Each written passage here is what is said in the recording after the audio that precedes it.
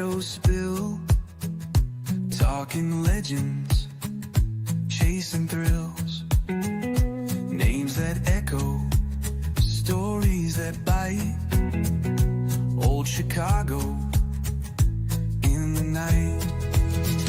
Mob like whispers, secrets unfold, the outfit's tales, bold and cold. All right, guys, welcome back. It is Wednesday, the 27th of August. You believe a whole another month is going by. 27th, and it is 4 o'clock Chicago time, Central Standard Time. My name's Adam Flowers. Welcome back, guys. It is Mob Vlog.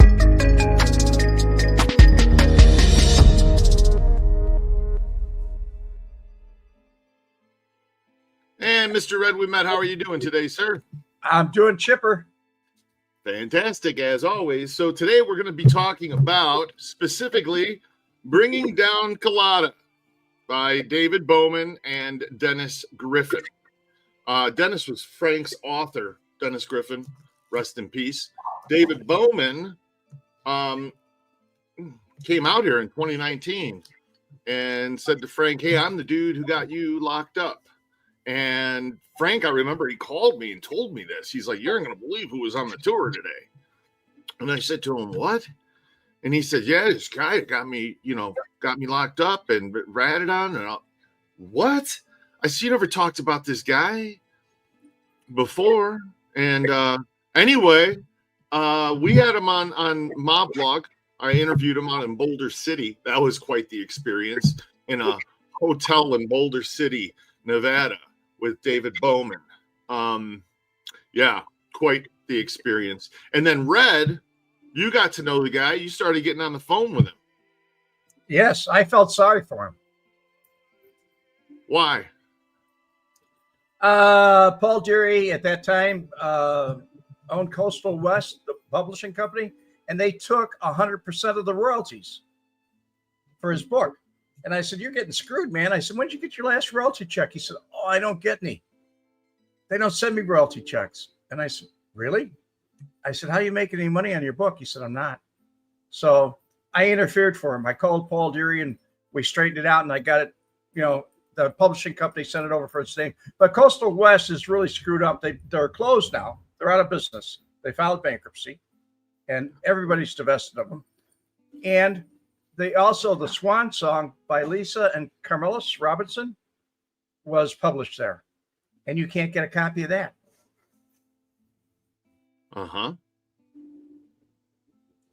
But David, I felt sorry for him, and now David passed away.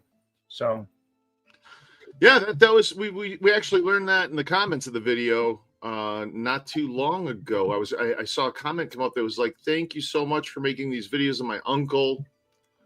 I guess it was one of David's relatives, and he said, but he passed away, and he's not around, so the videos are great because I can still learn about what he did and who he was and this and that. From the couple of interviews that I did I did one interview in Boulder, and then I had him on again for a live video. I think we did a live, he and I did, and I talked to him and took some questions from the people. So the truth of the book, let's start with that. And here's another thing. You can't get this book.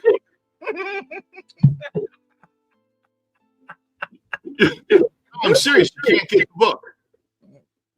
It's not anywhere. I don't know. There were 100 of them printed. That's it. So this is pretty rare. Well, Coastal West sold a few of them, but it wasn't on Amazon. It was no place.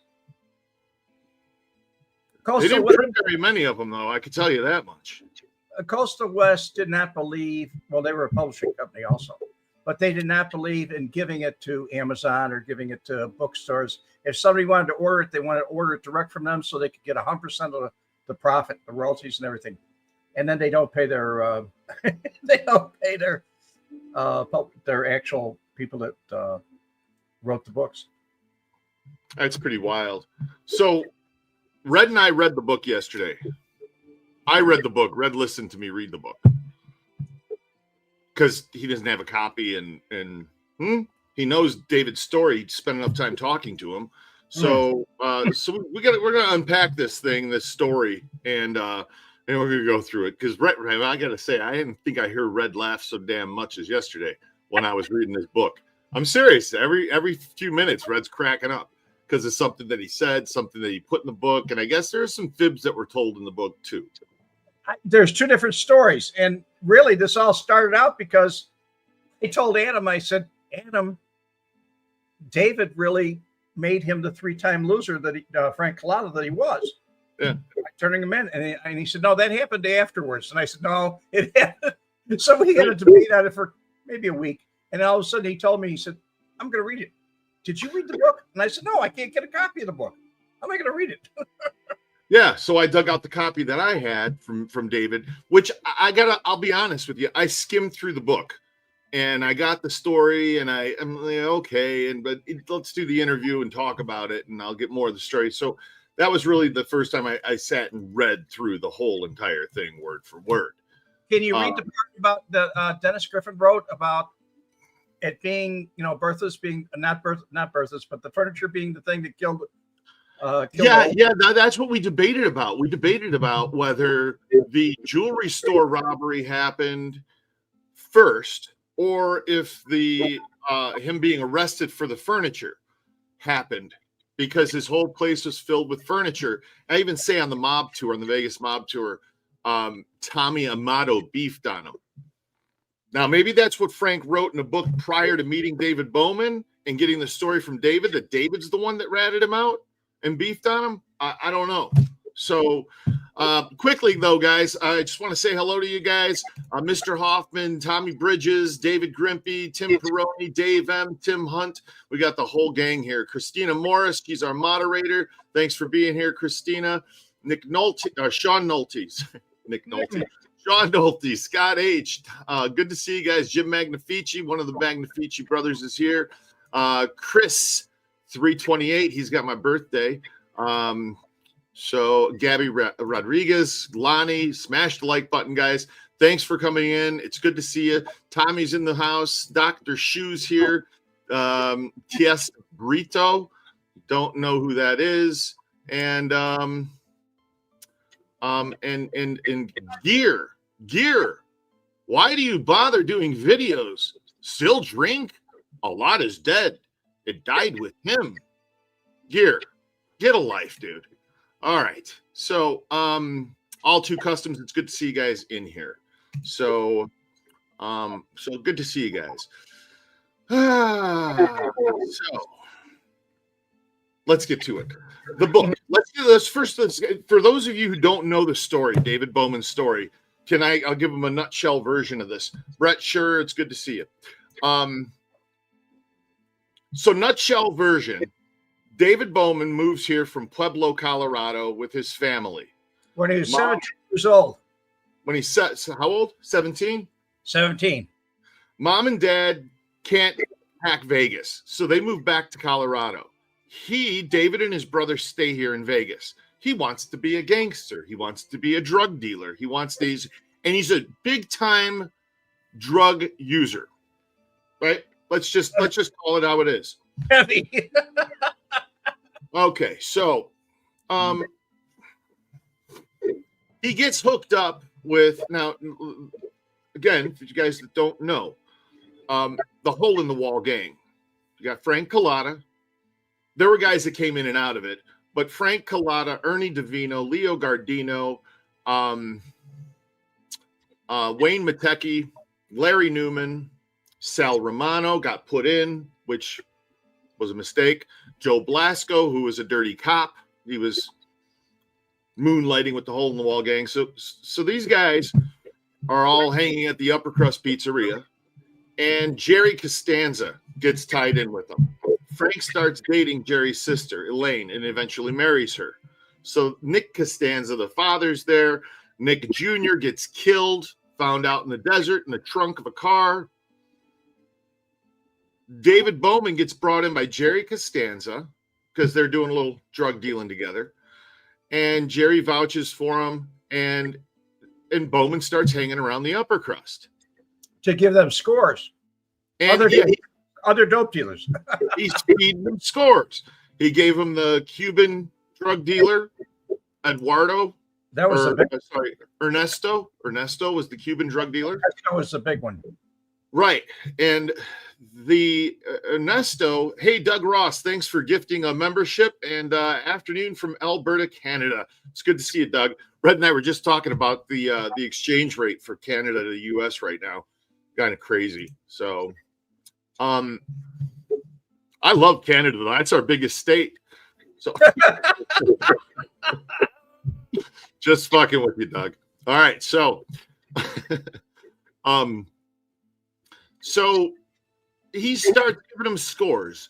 He get this score for this drug dealer. They go and bust the drug dealer and rob the drug dealer, and they get back and they tell David that they scored 1,000 Quaaludes and an ounce of cocaine. A small amount, less than what was really there. Like an ounce of cocaine and 1,000 Quaaludes, when in reality, they scored a kilo of coke and 10,000 Quaaludes. And cash.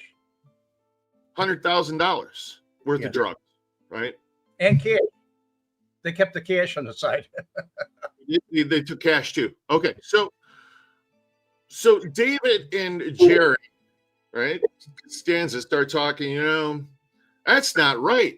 They're trying to dick me out of my end. I should get a piece of that because I gave them the score. So you know what? I got a great idea. Let's go over to his house on Algonquin, right here in town, and break in and steal the drugs from Frank Cullotta's house. We'll get our drugs back. So we'll know when Frank's at the upper crust, and then you go break through the window. And so David, high on cocaine, breaks into Frank Cullotta's house. On his way in, he gashes his arm on the window. He's bleeding all over the place.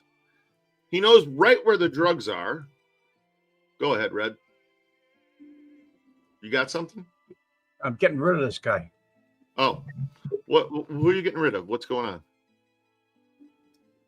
Something about you anuses. Somebody's talking about your anus. What? He made a comment. Nice to see you, anuses. Might have been a misspelling, Sometimes No, it people wasn't. This guy's been making comments regularly. Okay. All right. So he's bleeding all over Frank's place. He steals the drugs, leaves the jewelry that's right there next to the drugs. It just takes the drugs out of the house. Now there's blood all over the place. He's got a gash on his arm. If Frank's gonna know it was him that did it. So they hang out for one night with a couple of their girlfriends in a hotel partying, and then they get the hell out of town. And they go to Colorado, right? No, they went to Texas. Texas. There you go. So they go hide out in Texas in motels, and they're just doing the shit. I mean, they got tons of drugs, and they're just nonstop. So then they get paranoid and they start thinking, we're dead. Like Frank Cullotta, the whole world, these guys are serious guys. They're going to come kill us. I think I got an idea. I'm going to walk in the upper crust and I'm going to blow Tony and Frank away. That's what David Bowman starts thinking. I'm going to go kill Tony Spilatro and Frank Cullotta.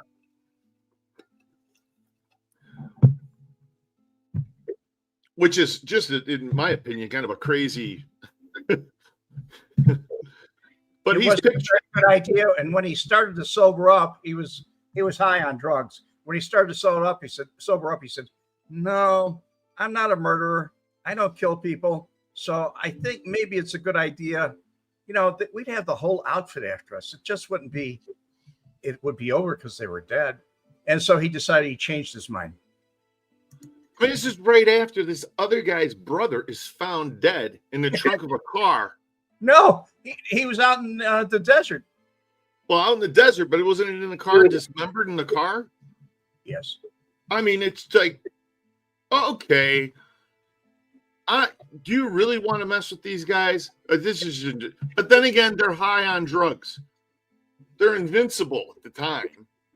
They start coming down, they're paranoid. Down off of drugs. David was high 90% of the time when I was talking to him. When I interviewed him, he was high.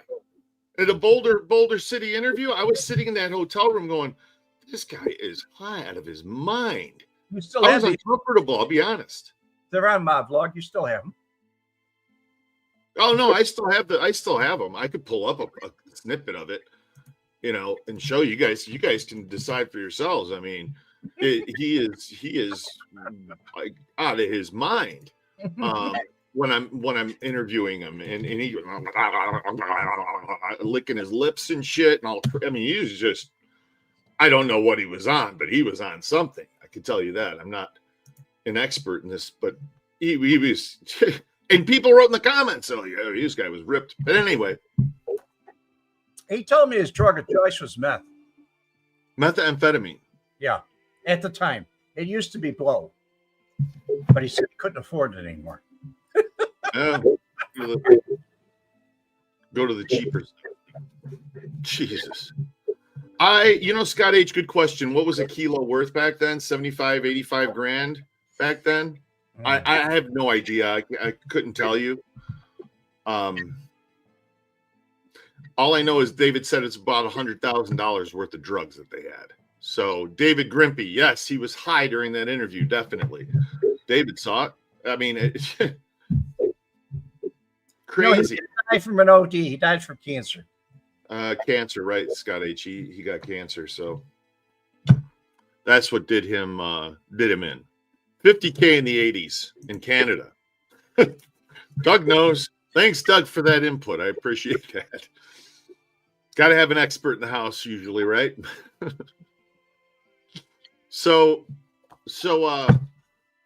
he gets back to Vegas. Then he comes up with this brilliant idea. I'm going to go and I'm going to call a secret hotline in Vegas, anonymous tip hotline, and I'm going to get Frank arrested because Tommy Amato helped him move all the stolen furniture into his house over on Algonquin Avenue here in town.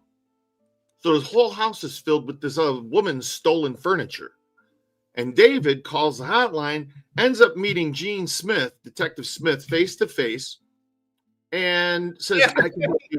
15 calls. He keeps calling back and say, are you working? Are you still doing it? He even writes about it in the book. It says, yeah, I do it again and again and again. And finally, 2 weeks later, finally, I get a phone call back, and they, so they meet with him and he says, look, I'll wear wires, I'll get you people, but I'll get you Frank Cullotta.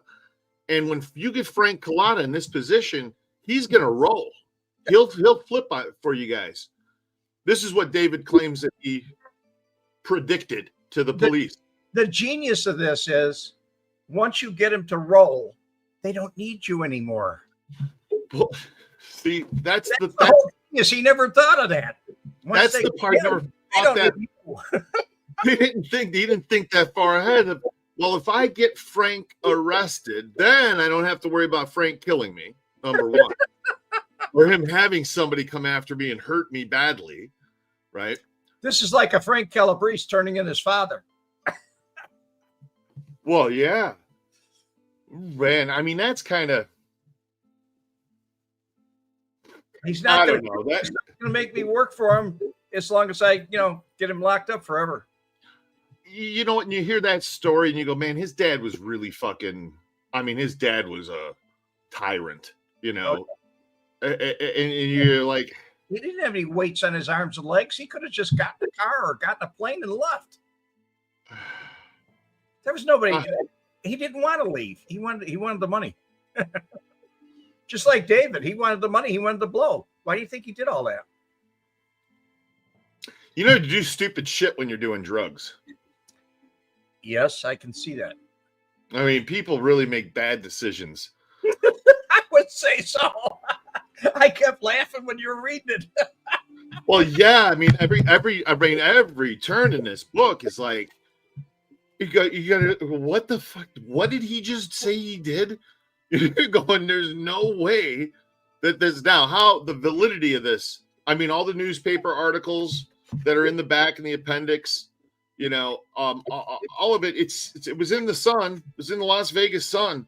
The headlines: informants' tales reveal even mobsters vulnerable. Anyway, let's continue with the story. So he uses the detectives there in the police department, says that I can get you Frank Cullotta. So they start doing drug buys. They start wiring them up, sending them out, doing drug buys, hitting stores. He's working with the police, and that way he could do his drug deals on the side without getting arrested because he's an informant. Yeah, he's arrested a couple times for a stolen car and other things. But he calls his control guy and he says, "Oh, I'll get you out."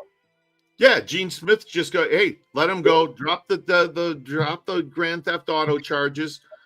Drop the Grand Theft Auto charges because he's helping us. Can you imagine? I mean, can you imagine? Would that shit fly today? No.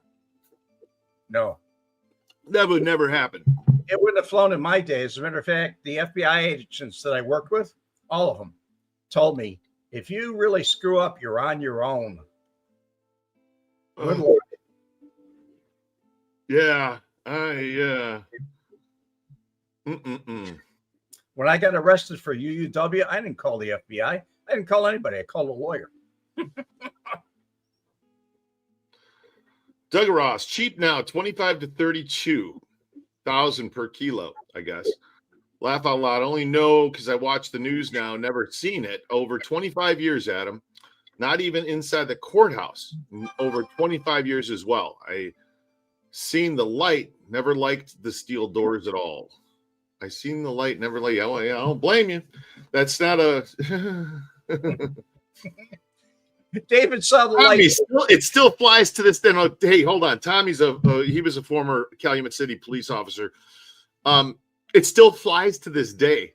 Really? That's how it goes. They just go, he's helping us, and we're gonna. All right, maybe it does. So I don't know. I wouldn't be an expert, and the police would know. So maybe it is a thing. It's like which you want the greater of the two evils, I guess, is what it is, right? Yes. Yeah, that's what it is. If they really thought they were going to get somebody, and it did lead to Cullotta. Yeah. And when he never did any real damage to Tony, but he did a lot of damage to everybody else. Right. That's just. But if you want to get the big dog, right? But Grand Theft Auto, imagine that, just dropped the Grand Theft Auto. Anyway, so he starts working with the police, wearing a wire. He actually feels like he thinks he's an agent, an undercover agent. This is what he says in the book. In the book that he's an undercover agent. Yeah, he's like, I worked for Metro for 2 years as an undercover agent. And you go, oh man, what a twisted way to think about that, You just wanted to, Tommy. Odds of getting a conviction is a toss-up, so they go for the bigger fish. Yeah, okay, that makes. Smells of whitey bulger. Smells of whitey bulger. Yeah, man. So all right, back to the story here. So after he comes back to Vegas, starts helping out the Metro Police. They finally get Frank Cullotta. No, they introduced him to the FBI first. Oh, that's right. No, that's right. They do. They introduce Bowman to the FBI. And he starts. And they say, don't worry, kid. We're going to take care of you. We're going to help you. Yeah. And he thought that meant money. And until he had the argument with him, he turned around and told him, he said, I want 50,000. They said, 50,000? We don't make 50,000. You want 50,000? Yeah. Yeah, he said it's a whole year's salary. My salary. What are you talking about? $50,000. You can't get you that. And so he gets upset about it. It's upset that you're not going to pay me. What? Goes to the Metro Police. Starts with Kent Clifford and Gene Smith and starts saying, "Hey, guys, you got to give me money." And they tell him, you better get the fuck out of town or we're going to arrest you. Was it them or was it the feds that threatened to arrest him? The feds. The feds, right? And then what did they do? They bought him a plane ticket to get him back to Colorado and said, go back there. And he wanted 50 grand. They bought him a plane ticket to get out of town. he took the money and bought dope with it, and then partied for the weekend, and called the local police, and they said, "Are you nuts? Are you out of your mind?" Then the U.S. attorney said, "Okay, we're going to lock you up." What was the charge? Something about fraudulently taking the $250 from them, right? Right, because he didn't use it to leave town. He used it to party. And the other thing. So when he gives Gene Smith the information about Frank Cullotta's stolen furniture in the house, when he gives him that information, he Gene Smith says, "Well, for me to get a search warrant for the house, I have to fill out an affidavit to the judge, and in it, I'm going to have to tell the judge that this is a seasoned informant." Reliable source. Right. This is a reliable source. And here he's talking to a 21-year-old, coked up freaking kid. He's going, "I'm going to have to fudge the affidavit." Yet. He wasn't even 21. He had to get IDs, fake IDs. So he was like 19, 20 when this happened. Yeah. So, I mean, the cops are lying now to the judges to get the search. No, I'm serious. I mean, does this happen all the time? Is this a normal thing? Oh, no. So you're saying no, but now Tommy's going to pop in here and go, "No, that happens a lot." Maybe where he lives, it does. I don't know. How else are you going to get the job done? Got to tell a little white lie here and there. Is that any worse than what the bad guys are doing? I don't know. I tell you, my buddy who worked on Metro out here, he told me some wild shit of what they did back in the 70s. And you go, you guys got away with that? They very well might have done some wild stuff then.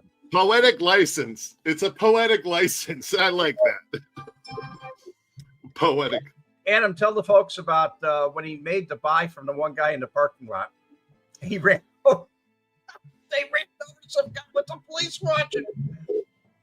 We're talking about Nick Costanza when he runs into Nick in the grocery store. All right, so Nick Costanza, this is Frank's father-in-law at the time.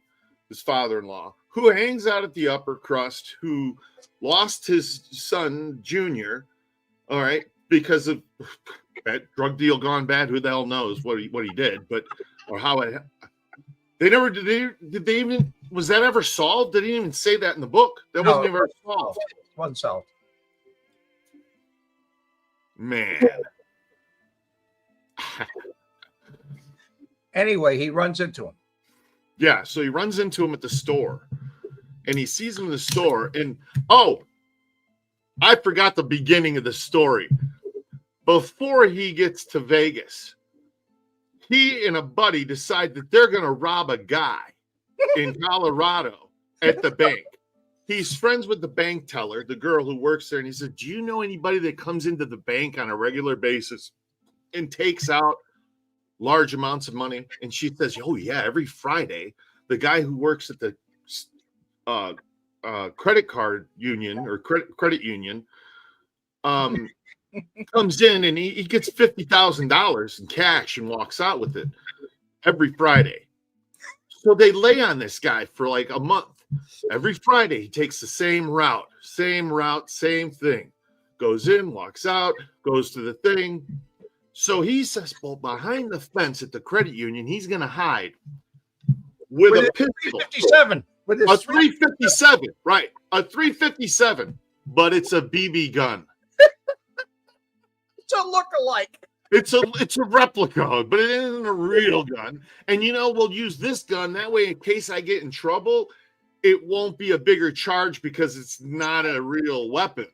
They were bigger. The same charge. It was they look at it as a pistol. They do, don't they? He shot the guy 4 or 5 times, so the guy said, "Screw you, I'm not giving you the money." The guy turned around and ran. Over the fence. He goes, "Give me the fucking money or I'm going to shoot you." And the guy goes, "I guess you're going to have to shoot me." And starts running with him. And David pop, shoots him with the BB gun. He said it was fun to watch him jump up and down. So he gets to Vegas, and the first thing when he gets brought into the upper crust, and he's meeting Ernie DeVino and he's, Frank. He tells them that story about shooting the guy. So they'll know I'm one of them. Mm-hmm. They laugh, they crack up because they think, oh, this guy's funny, right? Which bites him in the ass later because he should have just kept his fucking mouth shut. Should have kept his mouth shut. Just like Ricardo used to say, you know why that fish is up there on the wall? Yeah, he didn't keep his mouth shut. So he's done this with now the BB gun somehow ends up in Nick Costanza. He never really explained that in the book. What did he give the gun to him? Did he traded it in for a real gun? And he was but Nick ended up with that BB gun because at the store, when he sees him at the store, he flashes the gun. He goes, walk outside, I'm gonna shoot your fucking head off. Right? And David sees the gun and goes, that's my BB gun. This guy doesn't have a real gun. He just says to himself, yeah, he didn't know that I knew. So they go into the get in the car, and Nick comes up and starts punching David. The window's down, obviously. He's punching him in the face, cracks him a couple of times. His buddy's trying to get the car going, right? Nick gets the door open, and finally the guy gets the car going backwards, and the door hits him, then knocks him down onto the ground. The police are seeing this whole thing. David said the car went thump. It thumped, yeah, but probably ran him over. But Nick gets up. The police pull up, get the fuck out of the goods. It's a stolen car. They get arrested. He says, call Gene Smith, call the detective. Gene Smith tells the auto theft division, whatever, let him go. No, that was the drug people. Yeah, but Gene Smith even said, like, you really fucked up because that was now another time. That was when he took the car to Canada. Oh, was it the okay? So, yeah, I mean, this guy's not too bright. I'm curious because we did have him on the show. Did anybody buy a copy of this and read it? I'm curious, or if this is just like this story is just going to end up dying because if you bought it, I'll buy the copy. Oh, Red wants a copy. I want to make copies. Oh, Red wants to. He wants to pirate the book. Is what Red wants to do. Red said he'll republish it himself. I will. Because it's the copyright to this thing. David's gone. Denny's gone.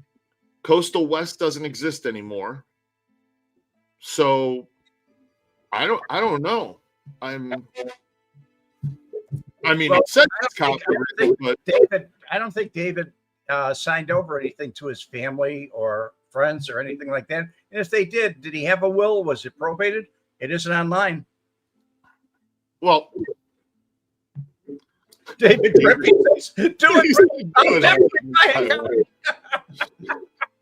it's not a long read either. It's like a 4-hour read. We read some 4 hours. I could have read if I didn't have to talk, read it out loud to Red. I could have read it in probably 3 hours. But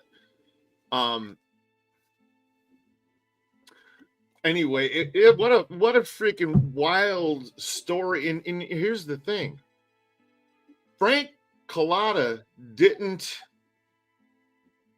discredit a word of this. No. Said it all happened. So this guy,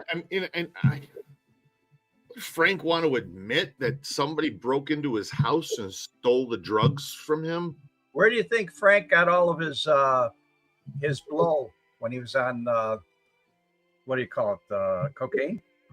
Him and Tony? They got it from him. They got it from the kid. 1977 all the way through. They got it from Bowman. Probably. That was probably their hookup. I get a kick out of this. Oh no! The fish that doesn't get caught is the one that keeps his mouth shut. Hell of an idea, Red. Unlike you, always thinking about making a buck legally.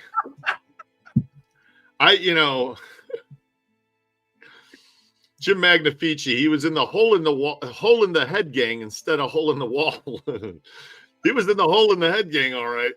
Man, this guy's like a Coen Brothers movie. Yeah. Frank did. He even talked about it on Adam's show. He said that's when they were using coke. He went to the doctor. He had an erection problem, and he went to the doctor. And the doctor said either give up the coke or give up women. Yeah, he said that on the show. He said that him and Tony did cocaine for a year straight. I mean, when you say a year straight, to me, that's you were doing it every fucking day for, you know. Yes, David Bowman passed away, Outfit Files. Did you ever try calling his number after we've gotten that? Yes. And what happened? I'll call it right now. It's disconnected. It's disconnected? Okay. I meant to ask that yesterday when I looked up when the last text that he sent me, because he got very, very, very bitter with Red at the end. Super bitter. And he sent me some freaking disturbing text messages. And it was, and didn't he asked Red when Red was talking to him for a while, and he asked Red if he would ask me to take down the videos that I posted of him. They made him look bad. That's what he said, that they made him look bad. And honestly, like, you know, you go, well, what part of the video made you look bad? The fact that you're freaking high, you know, that you're just really, really high. I mean, I'm going to have to pull up these videos. Okay, I don't know if this is going to get picked up, but To Verizon Wireless, the number you dialed has been changed, disconnected, or is no longer in service. If you feel you have reached Okay. error, please check the number. I would say that it doesn't work anymore. it was disconnected a long time ago. Now it just says it was changed or something else. But it said disconnected before. That was what? Over 6 months ago. That was that long ago, huh? Yeah, way over that. Down, Duke. Duke or dog? Duke's all over you, huh? Yeah, like a cheap suit. All right. I'll play later. I'm gonna pull this up here. David Bowman vlog. I'm just gonna play a little snippet of this. I stole $100,000 in cash and drugs from Frank Cullotta. Here it is. Okay. So share screen. Okay, I'm going to present a little bit of this to me. You guys can watch. You guys decide. All right, if you just watch. We'll play a few minutes of this. Share screen. Also share audio. Window. There we go. And share. Okay, there's David. Can't hear him.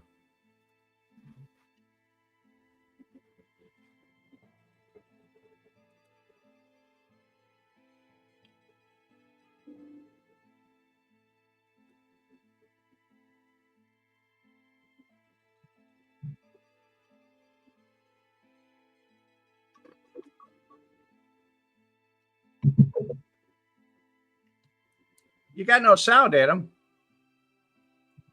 You're not hearing it at all? No. Oh, I'm sorry. I apologize. In just a second here. Give me just a minute here. Stop screen, present. Let me try it one more time. I might have forgotten to hit the, probably entire screen. There we go. Gotta share the sound. Okay, now can you hear it? Okay. All right. 77 with my parents and my older brother. And a couple of years later, they left, and then I was on my own with my brother, and then he eventually left, and I got involved selling cocaine. Met some people at the apartment I was at, and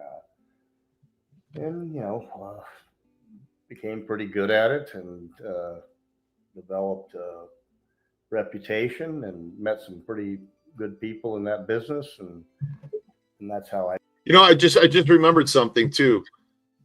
His front teeth are missing right now, which is one of the reasons he's keeping his lip down like this when he's talking, because he doesn't want you to see that his teeth aren't there in the front. He told me he was on his way. He's driving from Colorado, and he spit his gum out the window, and his bridge, his front went with it out the window while he was driving. I met Jerry initially in the Costanza family through Joe Tassoni was his name. And we went on to, do our thing with them. So you met Elaine, Frank's wife's brother. Yes. Who's Jerry? Jerry. And the father was Nick. Well, yeah, all of them. Jerry, Okay. Nick, Nikki Jr., Michelle, the youngest sister. Okay. And yeah, I mean, they were like my family out there. It was kind of like you were my Las Vegas family. Okay. And you got to town the day after Frank Bluestein was killed. Is that correct? Or is It was, I don't know if it was the next day, but it was very frequently after that happened. Mm-hmm. As soon as we got there, arrived at the restaurant, I mean, they were all talking about it. So it might have been the night before. At the upper crust. Yes. And Tony Splotcher was there too? That whole. Tony wasn't there, but Frank and Nick and Ernie and Leo and Jerry, and that's who was basically we were talking to, me and Joe. And one of the first things they wanted to know, I mean, it was a very intense meeting. All right, so Jason Diamond, he can't stop fidgeting. You guys see that, right? He acts like a tweaker. The way he can't stop fidgeting. Did he take a ton of bathroom breaks? No, he didn't. It was the middle of the afternoon. He was drinking a beer when I showed up to do this interview, and he kept slouching in the chair and then sitting up, and I had a hard time with the camera as this interview went on. He was a good-looking kid. Those drugs ravaged him. I'm kind of bummed out now. He was my age. Wow, kind of bummed out now. He was 58 when he died. David Bowman? Yeah. Excuse me. 62. He was 62 when he died. 62. Yes. He just started drawing his Social Security. He was born in 77. Right. He was born in 61. Oh, yeah. January 24th, 1961. So it had put him 60. He'd been 60 in 2021. He'd have been 60, and he died in 2024. So Yes. he's 63. Yeah. But no, man, that 63. And I interviewed him. So he's about 60 right here. Yeah, the drugs did a number on him, didn't they? Oh, yeah. Yeah. He got off to a bad start right away. And it was just, we didn't know, we just rolled in and Nicky, Jerry's brother, had just been murdered a few months before, and they didn't know who did it. And so, or at least Jerry and Nick didn't know who did it. I think Frank knew, but, he wasn't saying, let's say. And so as soon as we got there. Did you see how he keeps playing with his tongue in his mouth? Doing all of it? Well, he's doing a lot of. And we were talking, and then all of a sudden they hit us about Jerry and Nick started pressing me and Joey about Nicky, what we knew about Nicky. And I could see by the look in their eyes, and then just by the way they were talking to us and coming at us, they were dead serious. And if I would have said the wrong thing or the wrong way, we might not have came back that night. It scared the shit out of me. And we told them, we told them what we do. I mean, Nicky, as far as we and Joe were concerned, was friends, and we honestly didn't know what had happened or who killed him. So they finally backed off, and And then after that, everything just kind of, Joe started working there as a chef and took over for Jerry. And then me and Jerry just kind of started hanging out. I mean, after we came into town, after that first night, but that's just how they were, that was their way of like, pressing us that night. And they knew we weren't hiding anything. And so we fell in with them. You bragged to them. I'm sorry. He's moving his tongue around in his mouth. I'm telling you guys, this guy is high. He's high right here. Stop moving your tongue around your mouth so much like you're waiting for something to You go look in. like you're doing a Stevie Wonder number going back and forth. Yeah. About a robbery that you did in. Yeah. Uh-huh. Well, it wasn't so much bragging. It was kind of, we were embarrassed by it. And they got a kick out of it. And that's kind of how I first met Ernie Davino. I was telling Jerry about it at the restaurant, or sitting out front. And he cracked up, and Ernie was standing by. He said, "Hey, Ernie, come here." And we told him about the pellet gun deal, where we tried to rob the guy coming out of the credit union with a pellet gun. Well, it looked just like a real gun. Oh, yeah. And the guy didn't toss the bag, and so I popped them a couple times, pellets, and they just thought that was. And Ernie said, he would have used a real gun, and I would have taken his arm and the bag, is what he said. So you have a book that's coming out. Yeah. And what's it called? Bringing Down Cullotta, the story Casino couldn't tell you. Okay. And a little bit about how is it that you stole all of these drugs from Frank? Why? Can you tell me that from the beginning? What happened? Yeah, well, I gave him a score. I got it through Tommy Amato. It was like Tommy's Quaalude dealer. It was a Cuban named Ernesto. And, it was just we were sitting around, and I asked Tommy one day, I said, "Hey, do you know anybody that's sitting on anything? I mean, guys buying your Quaaludes from?" And he's like, "Yeah, I got this one guy, Ernesto." And I said, "Well, let's do it. I mean, come on, Tommy, let's make some money here." And so he told me about it, and I told Jerry, and then that's how it was. There was a pecking order. That the way it was when all this was going down, when Frank was who he was, and it was the hole in the wall gang. I mean, there was a pecking order. I mean, we spent as much time around him as anybody in that 3-month period. I was involved with him, talking to him every day, and but you knew who you went to. You just didn't go to Frank and hey, try to be buddy. That just wasn't the way things went. And as long as you followed the protocol, everything was cool. So anyway, I gave him that score. Me and Joe sat on the guy. He was at the El Jardín restaurant, and we knew his car. There was a phone booth by, so we just kind of parked next to that phone booth and watched his car, made sure he didn't come out. If he came out, I would have jumped on the phone and called his number, and Bernie and Leo would have answered the phone, and I would have said, "Yeah, hey, he's taking off, get out of there." That didn't happen. Everything was cool. We got the word that they were in and out. It's an easy thing for them. It was an apartment, like nothing to them. But it turned out to be a pretty good score. Yeah, it was the 100,000 in lewds and cocaine, and it was good.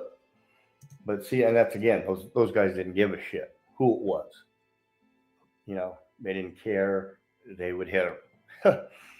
So they hit him, and Frank had told Jerry that they got a lot less than they actually did. And okay, hold on. Jerry found that out through Ernie. All right, so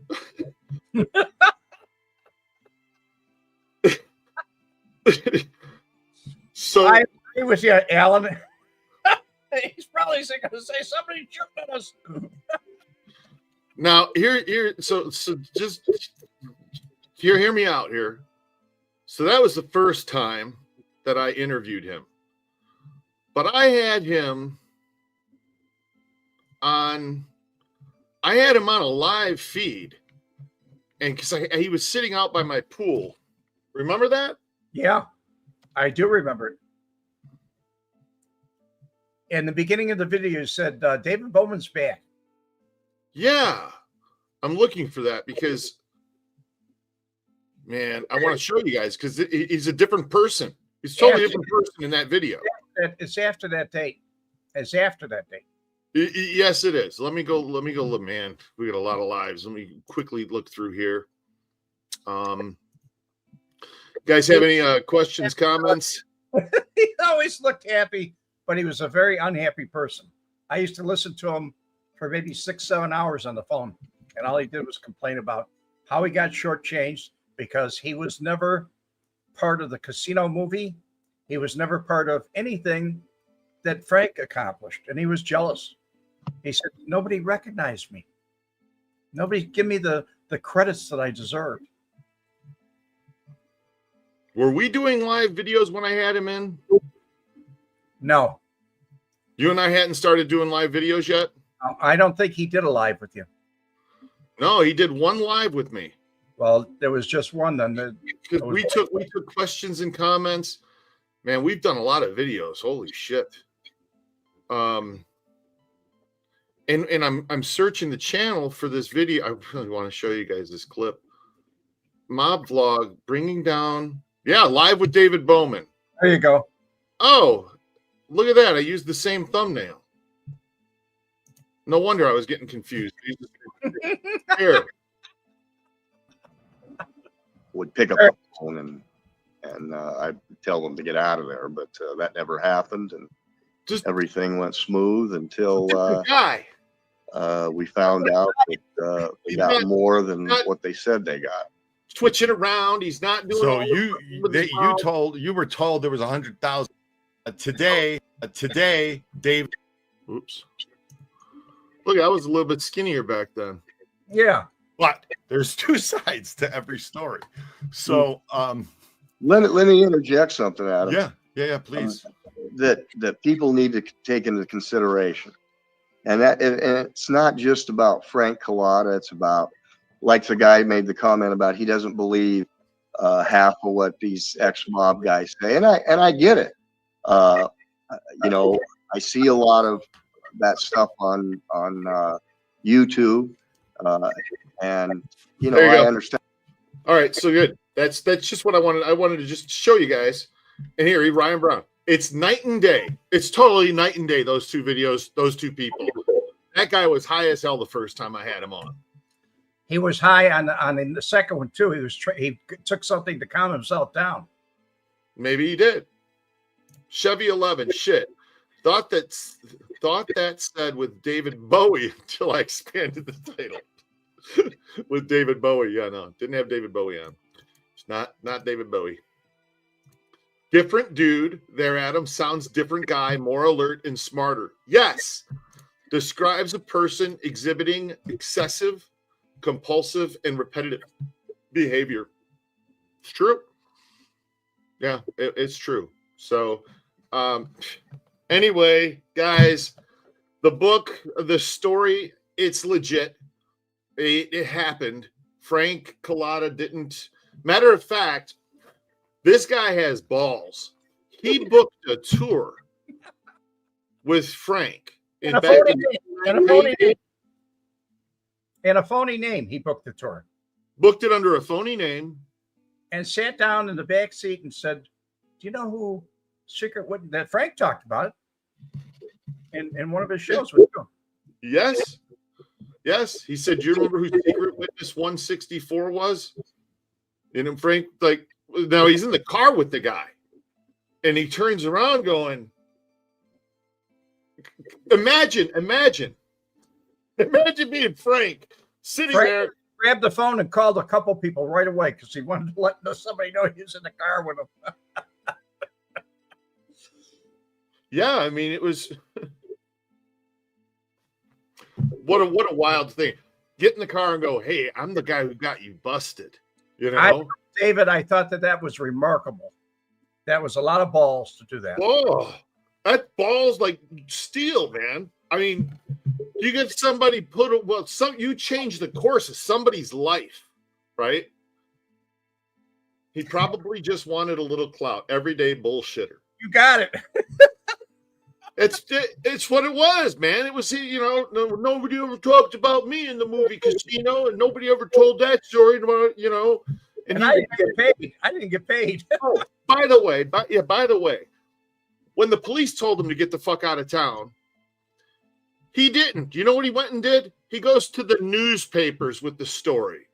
I'm going to get this run in the newspaper, in the Las Vegas Sun, in the Review Journal. I'm going to tell my story. And when they go, yeah, that's a great story, but they can't verify any of it. Worse than that, the guy, he turns and says, well, I'm only charging you X amount of dollars for the story. And the guy says, are you nuts? We don't pay for stories. Yeah, he went to Jermaine. He went to Ned Day. He went to all of the, and as soon as they were like, oh, that's a great story. He said, all right, pay up. And they were like, no. I guess if you're hard up, you're hard. He was a low-level wannabe. I guess so. So Alan B. thinking that thinking they would pay him for the story. I was like, it's just crazy. It's just crazy. Anyway, guys, it's been a great afternoon. It's been a great afternoon. I've had fun. Channel, come on over to my channel. We're gonna go over to Red's channel. Hold on. What's a mobster's favorite game? Whack-a-mole.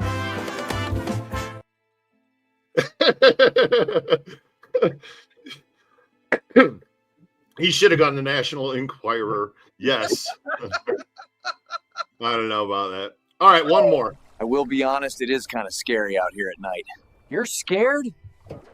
I have to drive back all by myself. Why do they call you Meatball? I ate the evidence in the 79 heist. Did you know that Jesus was with the Italian mafia? What? Really? Yes, it is true. His dad is the Godfather. What do you call a butler in the mafia? A made man. No. All right, guys. Red, it's been a great day. We'll see you next week. We're going to go over to Red's channel. You guys can find the link down in the description. And we'll see you guys next Wednesday. Who knows what the hell we're going to talk about, but we'll see you Wednesday. Take care. God bless. Yo, Bugsy, it says here they got something called the Vegas Mob Tour. Yeah, Bobby, ain't you heard? It's all about our old friends Sam G and Connor, Meyer Lansky, Mo Dalis, and of course yours truly, Bugsy Siegel. Are you kidding? A mob tour about us? Yeah, they take you to where we used to hang out and to all the places where we used to do our crimes. You mean they expose all our secrets? Yeah, but it's okay, because we ain't around anymore. So let's face it, we can't get busted. Hey, you think we could sneak on board and check this out? Of course we can. Forget about it. They'll never even know we're there.